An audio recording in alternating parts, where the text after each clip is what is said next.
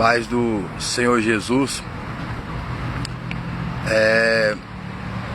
Eu tive numa congregação e lá um rapaz pregou, né? E ele pregando a palavra de Deus, era até sobre o livro de Apocalipse, né? Aí ele pregando e tal, aí pregou a mensagem do Senhor e no final do culto ele foi orar pelas pessoas, né? Aí ele orando pelas pessoas e pessoas manifestando demônios, manifestando opressão maligna. Aí até adolescentes, porque era um culto de adolescentes, né? E o pastor daquela congregação falou: irmão, ora por aquela pessoa ali. Aí ele botava a mão, a pessoa manifestava. Aí o pastor da congregação: irmão, bota a mão naquela outra pessoa. Aí ele colocava a mão e as pessoas manifestando. Algumas pessoas Deus revelava para ele que na hora que o demônio estava saindo, enfermidade estava saindo. Então Deus também estava curando de enfermidades e curando de doenças. Adolescentes. E aí no final ele perguntou quem queria entregar a vida ao Senhor Jesus. Pessoas entregaram a vida ao Senhor Jesus. Pessoas reconciliaram com o Senhor Jesus. Então teve palavra, teve cura, teve milagre, teve prodígio, teve maravilhas. Teve pessoas entregando a vida a Cristo, pessoas voltando a Cristo.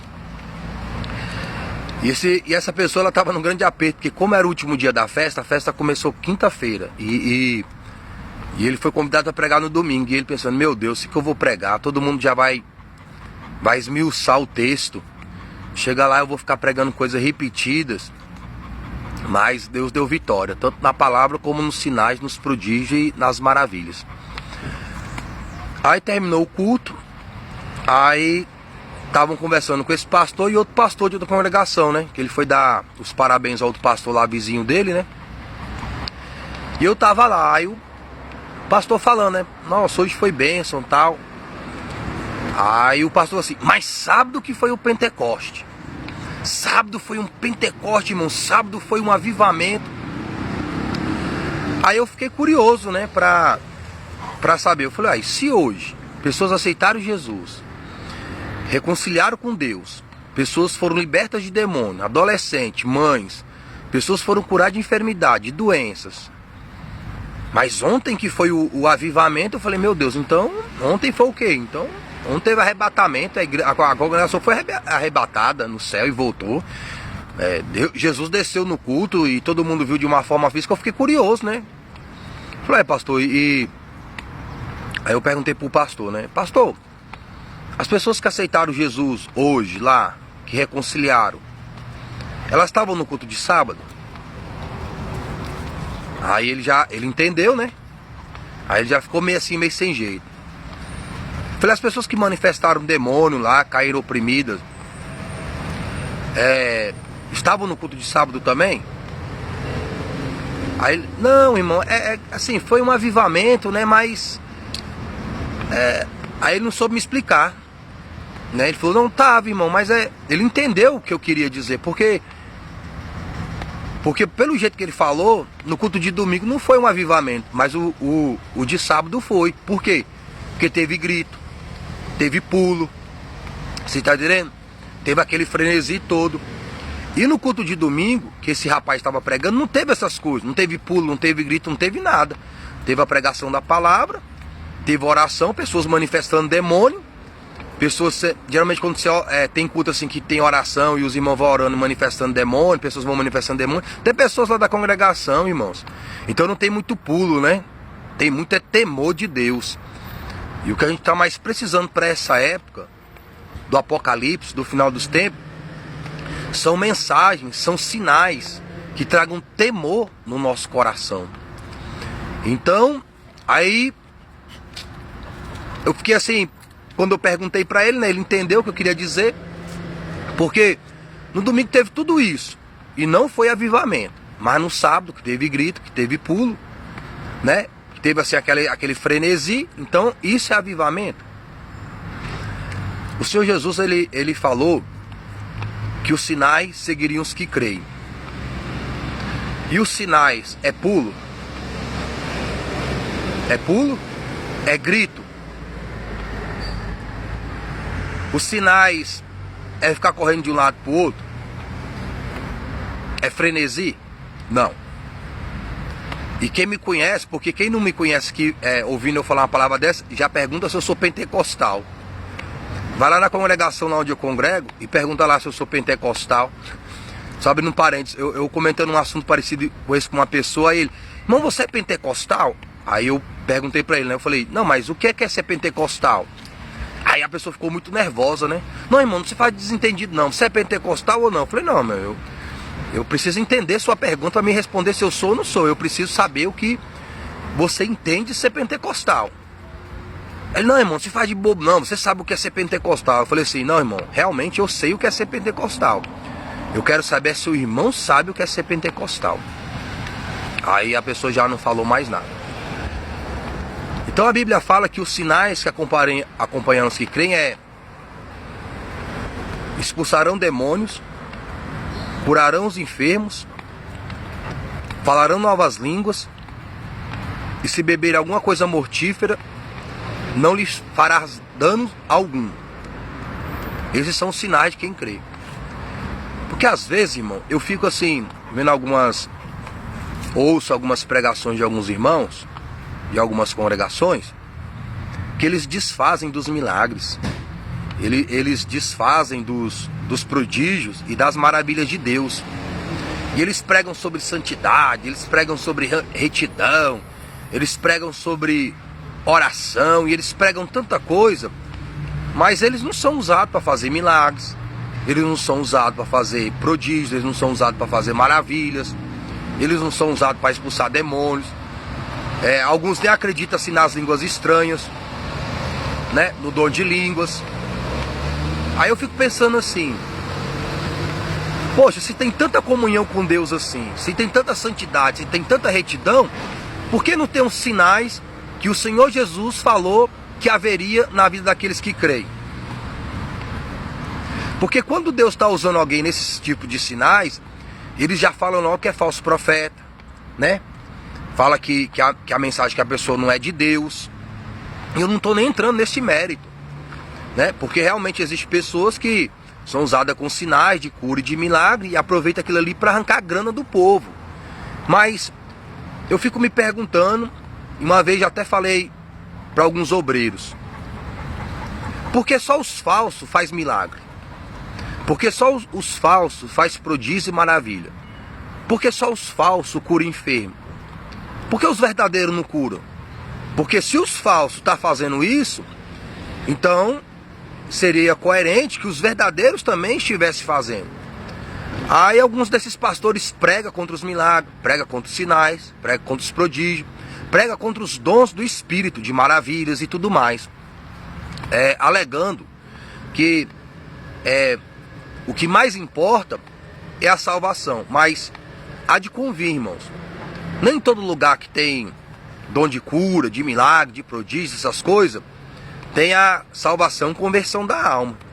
Mas uma congregação onde tem salvação da alma, então por consequência tem os dons de milagre, os dons de prodígio, os dons de maravilha.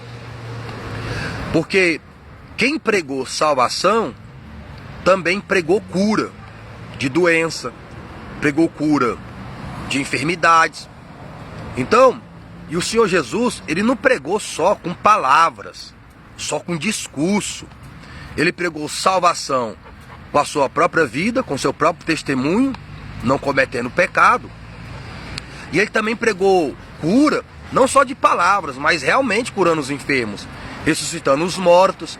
E tantos outros milagres que no livro de João fala, que se fosse para ser contado, nem os livros do mundo inteiro poderiam ser escritos, tanto de milagres que o Senhor Jesus fez.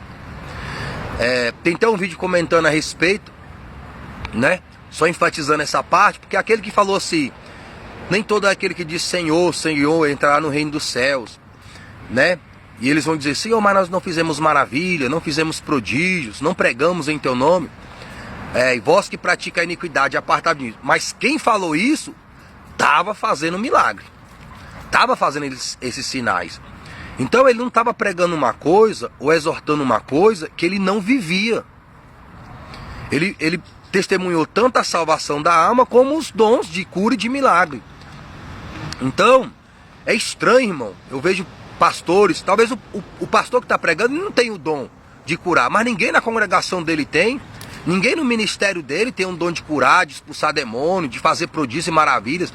Já que tem tanta santidade assim, já que tem tanta retidão, já que tem tanta comunhão com Deus, deveria ter os sinais e os prodígios e maravilhas, porque isso é o mínimo.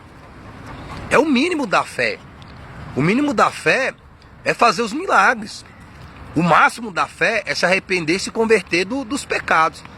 Então, se já tem o máximo, se ele é convertido, se ele é, né, cheio de retidão, cheio de temor, se a congregação que ele tá ou ela tá, ela que é a certa, né? Porque tem santidade, então por consequência devia ter os milagres, irmão. Os milagres que a Bíblia cita. Então muitos desses têm desfazido, né? Tem até debochado dos dons do Espírito Santo, irmão. Então você não caia nessa. Não caia. A mensagem de Cristo tem tanto o dom da salvação, como tem os dons de prodígio, de maravilhas, de milagres. Muitas pessoas creram em Cristo por causa de algum dom de maravilha ou de milagre, ou de profecia ou revelação. A mulher samaritana é um exemplo, né? O cego, né? Os cegos que Jesus curou, os leprosos que Jesus curou. Então muita gente creu que ele era o Cristo por causa de algum milagre, né? Por causa de algum sinal. Até o apóstolo Paulo só creu em Cristo quando ele apareceu na frente dele, sabe? Resplandecendo, né? Trazendo revelação que o próprio Cristo é o Cristo. Ficou 3 dias cego, 3 dias sem comer. Aí um servo de Deus, né? O Ananias foi lá, orou por ele. Ele voltou a ver. Aí deu uma revelação para ele a respeito do chamado dele, né? Então, até o próprio Paulo, ele se converteu através de sinais, irmãos. Então, geralmente, as pessoas se convertem através de algum sinal, algum prodígio, alguma maravilha de Deus. E eu vejo pregadores, eles contradizendo os sinais e os prodígios de Deus, como se não fosse um sinal de salvação.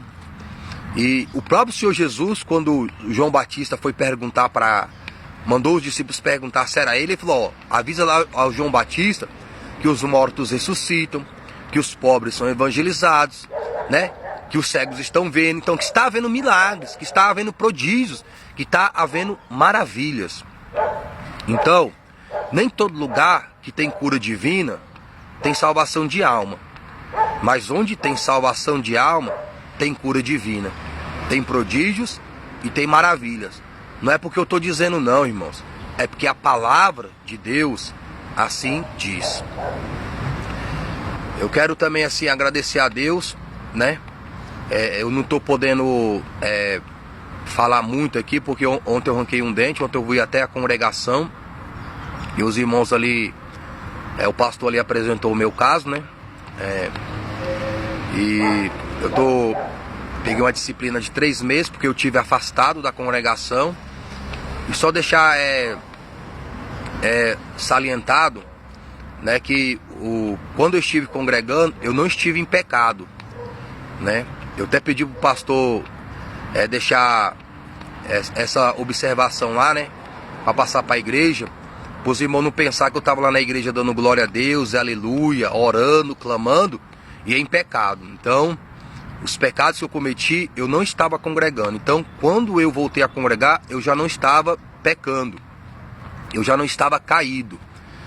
Então, eu estava ali 2 meses orando a Deus, pedindo a direção de Deus. Se era para voltar onde eu congregava, ou se era para mim ir para outro lugar. Então, Deus me falou que era para me continuar congregando onde eu estava. Então, quando eu voltei a congregar, eu já estava firme com o Senhor Jesus. Poderia até ter me dado a comunhão, sem problema nenhum, né? Entraria em mais detalhes, né, dos acontecidos fora de congregar com a congregação, mas aprove Deus permitir, né? O pastor quis dar a disciplina. E eu estou muito contente com a disciplina. Não estou chateado, né? Graças a Deus.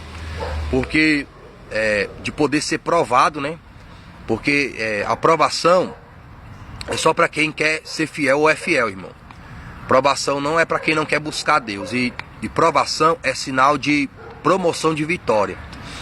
Então, para você alcançar um cargo público com uma boa remuneração, enfim, ou para você atingir um nível superior, se formar numa faculdade, numa universidade, você faz provas. Então, provas não é sinal de derrota na sua vida. Provas é sinal de vitória. Mas se passar bem na prova, né, irmão? Então, mas Deus não nos dá uma prova para que nós sejamos reprovados. Ele nos dá uma prova para que sejamos aprovados e recebamos a recompensa que vem da aprovação. E a paz do Senhor Jesus e boa meditação das coisas do alto. Amém? Fiquem com Deus.